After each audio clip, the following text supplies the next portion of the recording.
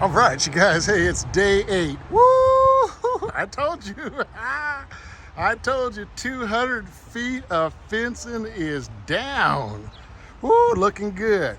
And we're gonna fill this in with gravel tomorrow. You look, one of those little partition fences that I built, it's taken down. Haven't painted the back sides yet.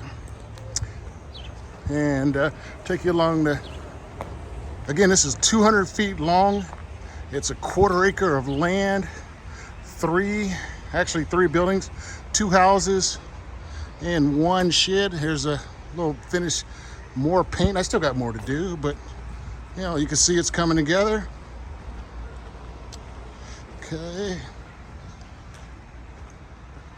Show you the front of the house, did a little bit more paint there. And we actually did 18 feet of fencing there also. It was kind of damaged, didn't look good. I want to make it look pretty. And so here we are now. Okay. That's it. Coming together.